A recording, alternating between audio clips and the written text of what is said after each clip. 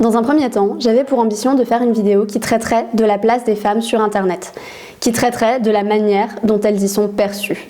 Finalement, de la manière dont nous y sommes perçus, puisque bien malgré moi, même si je suis non-binaire, je suis toujours et encore perçue comme une femme par les personnes qui tombent sur mon contenu et finalement par probablement aussi une grande partie des personnes qui me suivent. Quand j'ai commencé à faire des recherches pour cette vidéo, je me suis assez rapidement rendu compte que ça allait être très difficile de trouver des ressources précises qui traiteraient de la manière dont le contenu des femmes, de la manière dont les femmes sur Internet sont perçues par les hommes. Et que ça allait être d'autant plus difficile si je restais sur un sujet aussi vaste qu'Internet. J'ai donc décidé de réduire mon sujet et de montrer avec mes maigres connaissances, avec les différentes informations que j'ai pu lire à gauche à droite, de quelle manière les camgirls sur Twitch sont un épouvantail assez grossier à la misogynie des hommes. J'ai d'abord voulu faire une vidéo qui était sourcée, avec des références, avec des liens vers des ressources, tout ça, mais je me suis assez vite rendu compte que ce serait pas possible. Alors si vous avez des ressources sur la question éventuellement, je vous invite à les mettre dans les commentaires, que ce soit pour les autres ou pour moi-même, pour en reparler éventuellement par la suite. Toujours est-il que finalement, aussi par fatigue et par flemme, j'ai décidé de faire ça un petit peu à l'arrache et de faire à partir de mes connaissances, de pas prouver grand chose et tant pis. J'ai aussi eu une semaine qui était un peu compliquée niveau moral, donc faudra se contenter de ça. Voilà. Bien évidemment, nous sommes relativement nombreux et nombreuses à percevoir directement qu'il s'agit de misogynie quand des hommes tentent d'utiliser des femmes dont ils ne valident pas le travail pour expliquer le peu d'audience d'autres femmes dont ils ne regardent pas non plus le contenu, faut pas se leurrer.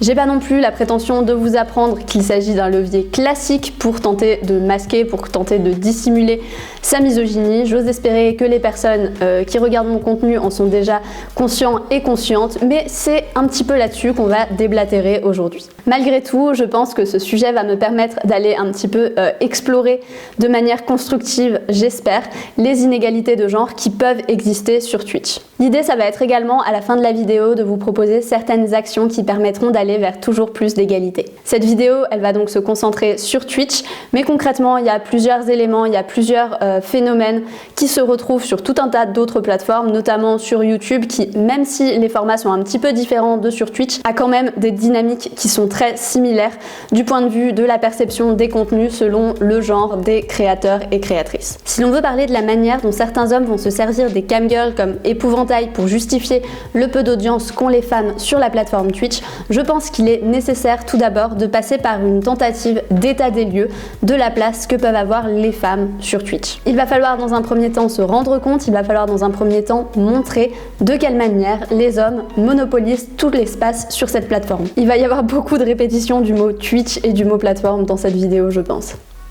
J'ai choisi de me concentrer sur le Twitch francophone, bien évidemment parce que je suis française, parce que je suis francophone et que ça me semblait logique d'essayer de me concentrer, en tout cas au moins dans un premier temps avec cette vidéo, sur ce qui me concerne directement. Contrairement aux hommes sur la plateforme Twitch qui plutôt que de traiter de leur monopole vont essayer de traiter de ce qui ne les concerne pas, aka quelles femmes sont en train de voler la place aux autres, alors que c'est totalement faux et ça on va le voir, je suis déjà en train de m'énerver.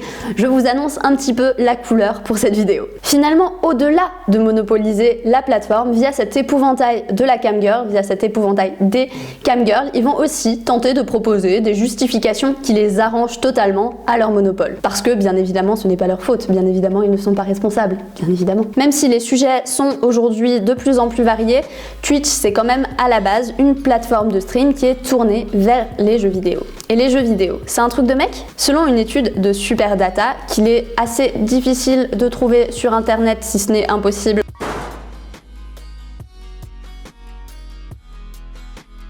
46% des viewereuses sur Twitch seraient des vieweuses. Donc finalement, on n'est pas très loin de la parité de ce côté-là. Du côté des spectateurs et des spectatrices, on n'est pas très loin de la parité. En revanche, si on se concentre sur les streamers et les streameuses, on va se rendre compte assez rapidement que c'est difficile, voire impossible, de savoir exactement quelle proportion de quel genre il y a parmi elles, ce qui ne nous arrange pas pour faire un état des lieux. Du coup, on va être obligé de se concentrer sur les streamers et les streameuses qui sont populaires, sur celles et ceux qui ont une forte visibilité et aller voir un petit peu parmi celles-là, parmi ceux-là, quelle est la proportion de femmes ou en tout cas de personnes identifiées comme telles. Dans le classement français des 20 streamers et streameuses les plus populaires réalisé par Dexerto.fr pour le mois de janvier 2021, il n'y a aucune femme. Bien évidemment, selon les critères qui sont choisis pour définir qui sont les streamers et les streameuses les plus populaires et aussi évidemment selon la temporalité, selon à quel moment on réalise le classement, ça peut changer. Toujours est-il qu'on arrive à une constante, il n'y a pas de femmes. Comme les critères choisis peuvent avoir un impact, j'ai quand même voulu aller m'intéresser à un autre classement et je suis allée sur le site de Twitch Metrics. Et en allant sur ce classement-là des streamers et des streameuses français les plus vus dans les 30 derniers jours, il faut aller jusqu'à la 31e place pour trouver une femme et jusqu'à la 69e pour trouver la seconde.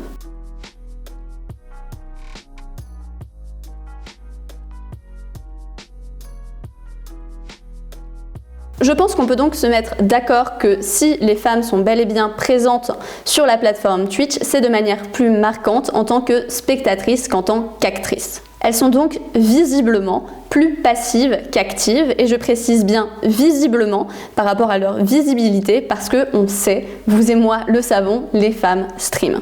Et bien malheureusement, malgré mes recherches, je n'ai pas trouvé de chiffres qui me permettent d'affirmer combien elles sont par rapport aux streamers. Personnellement, mais ça n'engage que moi, j'ai quand même tendance à croire qu'elles sont de plus en plus nombreuses, mais qu'elles sont quand même très probablement un petit peu moins nombreuses que les hommes. Puisque comme on va le voir plus en détail au cours de la vidéo, sur Twitch comme sur toutes les autres plateformes, comme finalement partout ailleurs aussi, il est plus difficile de se faire une place quand on est une femme. On notera également qu'il est assez souvent constaté que les femmes sont aussi moins actives sur les chats, puisque comme le statut de streamer, il s'agit d'une posture active. Si l'on en revient au sujet de base de la vidéo, aka les camgirls comme épouvantail, il va falloir aussi que je vous explique d'où me vient cette idée d'épouvantail. Et c'est en partie de ce cher Samuel Etienne qui prend définitivement un peu trop de place un peu partout, même si a priori ça va être un petit peu moins le cas dans les 6 mois à venir, mais qui s'est surtout relativement récemment illustré de sa misogynie à 2 reprises. C'est la première qui nous intéresse. Il a assez rapidement supprimé le tweet, mais en gros, il se posait en comparaison avec une camgirl et posait la question de s'il polluait réellement la plateforme Twitch. On part donc directement sur l'insinuation que les camgirls pollueraient la plateforme Twitch. Et cette idée, il est clairement pas le seul à l'avoir. C'est un discours qu'on retrouve relativement régulièrement sur Twitter notamment, qui est un petit peu ma seconde maison, si ce n'est la première. Les camgirls pollueraient donc Twitch.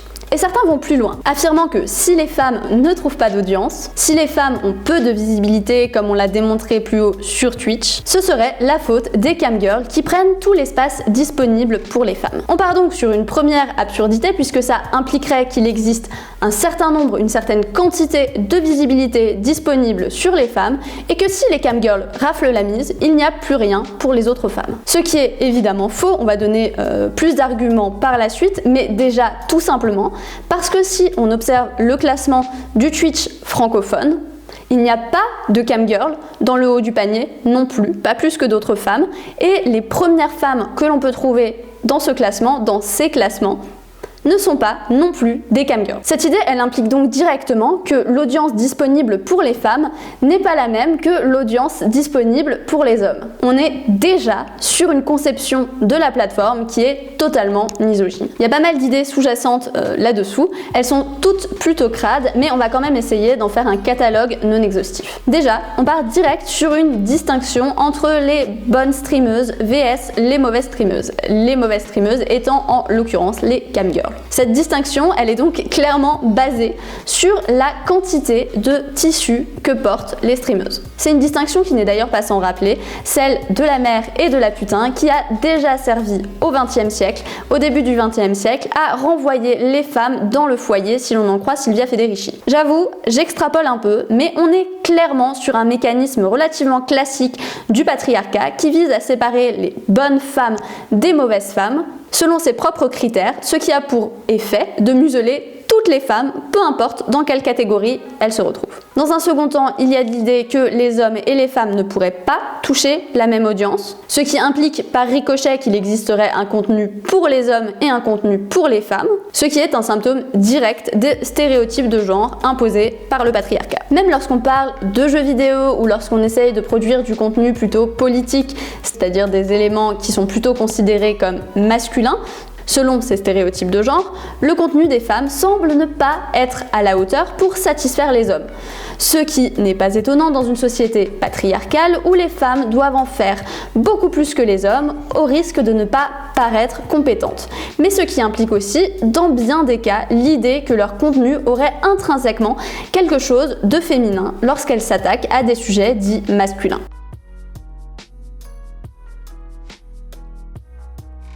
On comprend assez rapidement qu'il ne faudrait pas demander aux hommes de regarder trop de contenu produit par des femmes, ce serait beaucoup trop leur demander, mais on va voir un petit peu plus loin qu'il y a là des problématiques d'identification et de représentation. Enfin, si l'on part du coup du principe que les hommes ne peuvent regarder qu'un certain nombre restreint de femmes, c'est forcément celles qui les intéressent le plus qui vont rafler la mise. Et si l'on en croit cette idée récurrente dans la bouche des hommes sur les réseaux sociaux que les camgirls prennent tout l'espace disponible pour les femmes, on arrive rapidement à la conclusion que pour intéresser les hommes, il faut montrer un cul ou des seins. Ils se placent donc eux-mêmes comme des charognards qui sexualisent les femmes et ne s'intéressent à elles que si elles leur semblent être des objets sexuels. Les hommes ayant à leur disposition des femmes dénudées n'auraient donc plus la possibilité de s'intéresser à d'autres puisque ce contenu attirerait trop leur attention pour qu'ils puissent ne serait-ce que connaître l'existence d'autres femmes sur Twitch. Finalement, il est intéressant de se dire que s'il y a bien une vraie différence entre les camgirls et les autres femmes sur Twitch,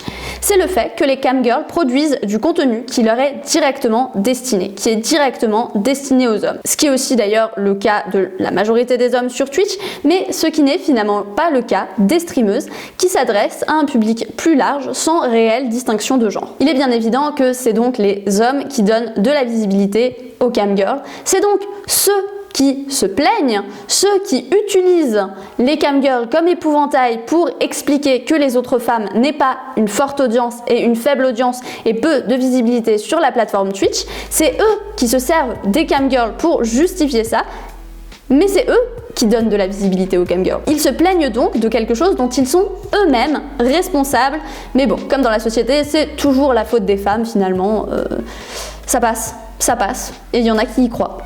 Quand on entend les hommes qui justifient la faible audience des femmes sur Twitch par cet épouvantail de la camgirl, on a l'impression qu'ils sont totalement submergés de femmes dénudées dans leurs recommandations et pauvres hommes qu'ils sont, ils sont incapables de résister. Faudrait les plaindre en plus. Je vous invite à aller vérifier par vous-même. Je vous invite à aller sur Twitch, en navigation privée, sans compte connecté à Twitch, et à aller regarder si vous trouvez des camgirls francophones. J'ai fait moi-même l'expérience à plusieurs reprises, et si je suis effectivement tombée sur 2-3 camgirls, pas plus, elles n'étaient pas francophones déjà, et j'ai dû scroller pendant un certain temps quand même dans la catégorie Just Chatting. Donc, loin de moi l'idée de dire que les camgirls n'existent pas sur Twitch, bien évidemment elles existent, et personnellement, je m'en contrefous, je n'ai rien contre, je n'ai rien pour, elles font ce qu'elles veulent, mais voilà, elles ne sont pas, je voulais dire tous les coins de rue, mais en fait ça coince parce qu'on est sur internet, il n'y a pas de coin de rue. Bref, elles ne sont pas omniprésentes, il n'y en a pas partout, les hommes ne sont pas complètement submergés de camgirls sur Twitch, faut arrêter. Ceci dit, quand bien même elles seraient ultra nombreuses, quand bien même il y en aurait absolument partout au point de ne pas pouvoir les rater, il faut vraiment ne percevoir les femmes que comme des objets sexuels pour penser que des femmes qui se sexualisent pour produire du contenu, ce que je ne juge en aucun cas, elles font bien ce qu'elles veulent, font concurrence à celles qui jouent aux jeux vidéo, à celles qui font de l'art ou à celles qui parlent de politique. Il n'y a aucune concurrence entre les deux. Ce n'est pas les mêmes sujets, ce n'est pas les mêmes intérêts, ce n'est pas le même public, etc., etc. Les femmes qui font du jeu vidéo, les femmes qui font de l'art, les femmes qui traitent de politique, qui traitent de tous les sujets que vous voulez, on s'en fout, ne sont pas en concurrence avec les camgirls, elles sont en concurrence avec les hommes. J'ai du coup pas de chiffres pour prouver ce que j'avance, etc., etc. Mais je vous invite vraiment à aller faire votre expérience par vous-même. Et d'ailleurs, si vous squattez sur Twitch, en fait, je pense que vous savez déjà qu'il n'y a pas des camgirls partout et que voilà, les hommes ne sont pas submergés de camgirls. C'est de la pure mauvaise foi. Voilà.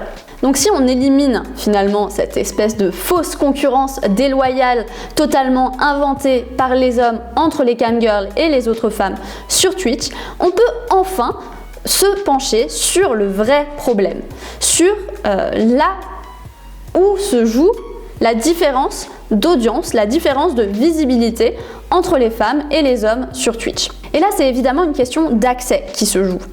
Je sais que de nombreuses femmes regardent des hommes faute de femmes à regarder, que ce soit sur Twitch, sur YouTube ou dans d'autres endroits. C'est peut-être pas la majorité des femmes, quand bien même certaines seraient peut-être quand même contentes de regarder plutôt des femmes ou des hommes, peu importe, toujours est-il que moi je sais que très souvent je regarde des hommes faute de mieux, faute de femmes en fait, et je sais que je ne suis pas la seule. Mais du coup, cette accessibilité, elle est intrinsèquement liée au fait que les hommes ne regardent pas de contenu de femmes, puisqu'en ne regardant pas leur contenu, ils les privent directement de la possibilité d'une grande audience et ils empêchent aussi que des femmes tombent dessus, que des femmes les découvrent. C'est une méchante question d'algorithme là pour le coup, mais si les hommes ne regardent pas le contenu des femmes, l'audience potentielle des femmes est directement divisée par deux, ce qui fait qu'elles vont nécessairement avoir moins de visibilité, puisque sur les réseaux sociaux, plus de visibilité égale toujours plus de visibilité. Et si on n'a accès qu'à la moitié de l'audience potentielle, l'expansion de la visibilité des femmes, du coup, elle est fortement diminuée. Pour finir cette vidéo, je vais tenter de vous proposer des moyens d'aider les femmes et les personnes identifiées comme telles et finalement toutes les minorités de genre en général à trouver une audience et à se faire une place croissante sur cette plateforme-là, mais c'est aussi des choses qui sont valables sur les autres plateformes concrètement. J'ai rien de révolutionnaire à proposer, mais j'ai néanmoins la certitude que pour permettre une évolution de leur place, pour permettre une évolution positive de leur impact et de leur audience, il est nécessaire que chacun et chacune revoie ses usages et ses habitudes pour y apporter un regard critique. Bien évidemment, les usages et les habitudes, mais surtout les possibilités, ne sont pas les mêmes si l'on est acteur sur la plateforme Twitch, si on est streamer ou streameuse, que si l'on est spectateur, si l'on est viewer ou vieweuse. Ces possibilités ne sont pas non plus les mêmes si vous êtes un homme, une femme ou une personne non binaire, mais ça c'est une question de visibilité, je pense que là c'est bon, vous avez l'idée. Ceci dit, je vais quand même essayer de proposer des pistes qui peuvent correspondre à chacun de ces cas de figure-là, et je vous invite à proposer également les vôtres dans les commentaires. Ce sera peut-être l'occasion d'en reparler dans une prochaine vidéo, puisque j'ai envie de m'intéresser aux problématiques liées à la visibilité des femmes et des minorités de genre de manière un petit peu plus précise à l'avenir. Donc je vous invite fortement à proposer vos tips dans les commentaires pour qu'on puisse agir ensemble, pour qu'on puisse avancer ensemble et tenter collectivement d'aider les femmes et les minorités de genre à avoir toujours plus de place, à avoir toujours plus de visibilité, à avoir toujours plus d'audience sur Twitch et sur toutes les autres plateformes. Tout d'abord, lorsqu'on est viewer ou vieweuse sur Twitch, il est nécessaire de commencer par poser un regard critique sur nos abonnements et sur nos follow. Quelle est la proportion de femmes ou de minorités de genre parmi nos abonnements et nos follow? On peut d'ailleurs également en profiter pour se demander à quel point ceux-ci sont monopolisés par des personnes blanches, moi comprise du coup. Je ne vais évidemment pas vous demander de faire un grand ménage et de dégager les hommes jusqu'à obtenir une parité. En revanche, faites le point sur là où vous en êtes et je vous invite fortement à chercher du coup à découvrir des femmes si elles représentent une toute petite minorité. Finalement, essayez de vous concentrer plutôt sur elles lorsque vous cherchez de nouveaux contenus à voir ou simplement exercez-vous à vous tourner plus facilement vers des femmes, à être plus curieux de leur contenu si jamais vous voyez passer le contenu d'une femme dans vos recommandations sur n'importe quel réseau. Et je mets ici curieux sciemment au masculin puisqu'il est évident que les hommes ont bien plus de difficultés à le faire que nous les femmes ou les personnes identifiées comme telles.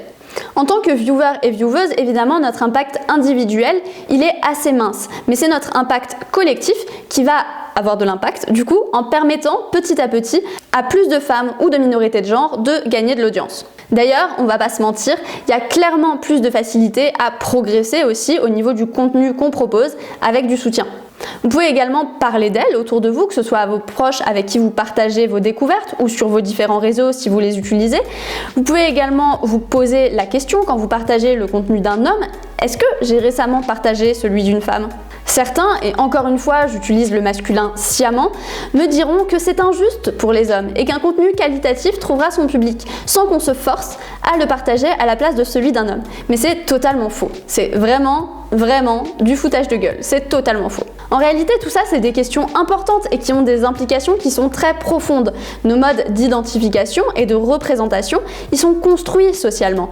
Ils ne sortent pas de nulle part et les mécanismes du patriarcat ont un fort impact là-dessus. Dès l'enfance, dès le début de la construction de nos identités, nous sommes confrontés à des représentations qui vont avoir un impact sur nos choix et notamment sur les choix en matière de divertissement dont il est question ici. Les femmes n'ayant pas accès à un grand nombre de représentations et surtout pas à des représentations variées, elles vont donc apprendre à s'identifier aux hommes. Elles apprennent aussi l'empathie et c'est également un élément qui va aider à l'identification. Les hommes, quant à eux, ils ont directement accès à des figures masculines fortes, athlétiques, brillantes, enchaînant les réussites, ayant du pouvoir. Ils n'ont pas besoin de s'identifier aux femmes, au contraire d'ailleurs. Et comme l'empathie ne leur est pas enseignée de la même manière qu'aux femmes, nous devenons, nous les femmes pour les hommes, assez rapidement des êtres lointains, des êtres très différents d'eux, auxquels ils n'ont finalement affaire que pour le sexe ou toutes les activités autour qui permettent d'en obtenir, ainsi que pour nous exploiter dans leur foyer. Je suis extrémiste ? Honnêtement, j'en suis pas bien sûre. On a mis beaucoup d'emphase autour de tout ça pour le rendre socialement acceptable. On a mis beaucoup d'emphase autour des relations d'exploitation qui existent socialement entre les hommes et les femmes. Mais voilà, tout ça, ça a que pour but de rendre les choses acceptables, de nous rendre dociles, pour y donner un aspect lustré. Mais la réalité qu'il y a en dessous de tous ces ornements, elle est franchement pas mal crade. Bref. C'est un travail actif à faire pour les hommes que de regarder et de s'intéresser à du contenu produit par les femmes. À commencer par le mien parce que l'autopromo c'est pas mal quand même. Mais surtout parce que je vous assure que vous manquez tout un tas de trucs très cool si vous ne regardez que le contenu de vos congénères. Vos congénères qui ont d'ailleurs tout intérêt, d'un point de vue économique, comme un point de vue du pouvoir que ça leur octroie, de garder leur place et de ne surtout pas se laisser détrôner par les femmes qui feraient vaciller dangereusement leur monopole. Et je ne vais évidemment pas demander aux hommes qui me regardent de cesser de stream ou de ne pas se lancer sur Twitch s'ils ont envie de se lancer. Évidemment non, parce que parallèlement à mes idées féministes, je suis consciente aussi de la nécessité d'avoir du contenu de gauche, même produit par les hommes. Ceci dit, restez humble et plutôt que de partager les mecs qui ont déjà leur place au soleil et dont je ne ferai pas l'affront de citer les noms, pensez aux meufs qui galèrent. Cette semaine, on était censé partir sur une vidéo pas mal théorique. Au final, vous l'aurez remarqué, c'est clairement parti un petit peu en coup de gueule, même si je suis assez contente de moi d'être restée aussi calme, ce n'est pas dans mes habitudes. Mais je suis fatiguée de tous ces mecs qui font genre d'être des alliés, mais qui ne permettent jamais à des femmes de profiter de leur rayonnement sur les réseaux. Je ne citerai pas de nom pour la simple et bonne raison que ça concerne presque tous les hommes, même de gauche, surtout de gauche parce que c'est ceux que je connais le plus. Je pourrais compter sur les doigts d'une main ceux que je trouve irréprochables pour le moment et l'expérience me dit que ce n'est qu'une question de temps. Alors évidemment, ils ne sont pas à jeter à la poubelle. Pour autant, remettons les choses en perspective, moi non plus, je ne suis pas irréprochable et moi aussi, parfois, j'ai besoin de me prendre les coups de gueule d'autres personnes dans la tronche pour me remettre sur la bonne route et pour éviter que mon chemin ne parte en latte. Et évidemment, je ne connais pas du tout, et encore moins personnellement, tous les hommes qui produisent du contenu politique plutôt de gauche sur internet. Donc partez pas dans des conditions hâtives. Je cherche réellement et sincèrement pas à viser quelqu'un personnellement, pas du tout. J'avais juste besoin de vider mon sac et si je peux inciter des personnes à se questionner aussi sur leurs usages au passage, c'est cool. Je vais m'arrêter là. C'est fatigant un petit peu de se vénérer comme ça. Du coup, après tout ce bazar, si vous ne me détestez pas encore, je vous invite à aller regarder mes autres réseaux qui sont dans la barre de description. Si vous êtes un allié et si vous avez retenu la leçon, je vous invite également à les partager. Mais pas seulement les miens, pensez aussi aux autres meufs dont vous aimez le contenu et je tâcherai de vous en faire découvrir au max à l'avenir. À bientôt!